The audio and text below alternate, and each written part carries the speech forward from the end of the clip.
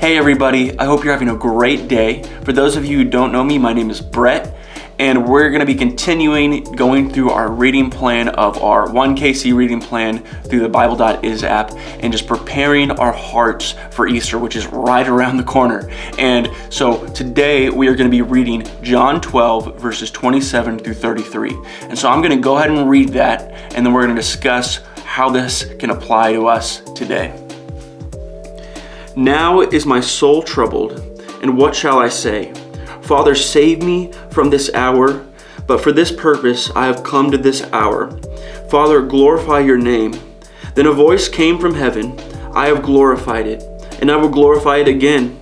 The crowd that stood there and heard it said it had thundered. Others said, an angel has spoken to him.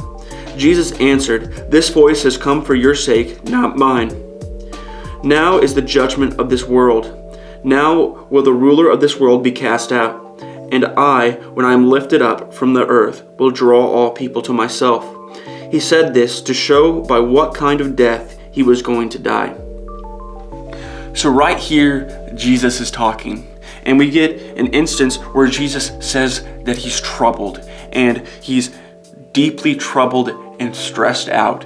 And it makes so much sense because Jesus knew of his impending death, and he knew the weight that that death entailed, and not just the physical aspect of it, of the pain that he would endure during that death, but also that other side of that coin of the spiritual side of that. He knew of the spiritual weight that he would take on. He would take on our sin, and so he knew both the physical pain that he would endure as well as the spiritual pain he would endure of someone who knew no sin would bear not just my sin, not just your sin, but in all of eternity's sin would be bore on him, and that he would have to bear that.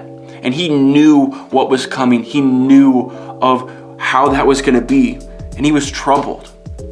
But we see that despite the situation that Jesus was in, and despite what was ahead of him, that he chose obedience, and he knew what was coming. But he prayed, Father, glorify your name. He prayed in obedience, and he prayed that God would be glorified through this terrible thing. And I love how this goes, and especially if you read verse 31.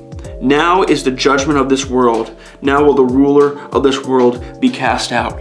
And so Satan and all the people that put Jesus to death, the Pharisees and the different people in Rome who put Jesus to death, they are thinking that they're going to win. They think that they are going to defeat Jesus, and they're going to put an end to him saying that he's the Messiah and all the stuff that he was doing. They were thinking, oh, they were just going to crucify him, and that's going to be the end of it. And Satan thinking the same thing of, oh, Jesus' death will be the end of it and I will have won.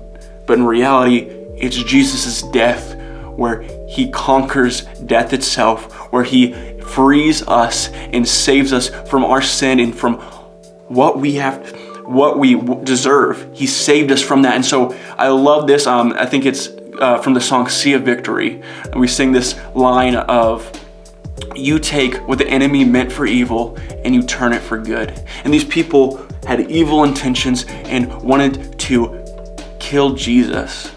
Yet it's what Jesus' death that saves us. It's death and resurrection that saves us. And this is what Easter's all about, is what the enemy meant for evil, he turned it for good. He turned it so that we may have life. And he even gets at this in verse 32, and when I am lifted up from the earth, will draw all people to myself. He knew the death that he was going to have. He knew the physical and the spiritual side of it, and he knew that, but yet he gave himself for us.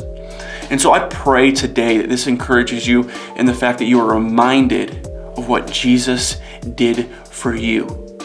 And I pray if you don't know what Jesus did for you, I hope you read this and you understand that Jesus died for you. He knew what he was going to face, but he died for you. He chose to be obedient to God, and he gave himself up and died the death that we deserve so that we could live and have a relationship with him.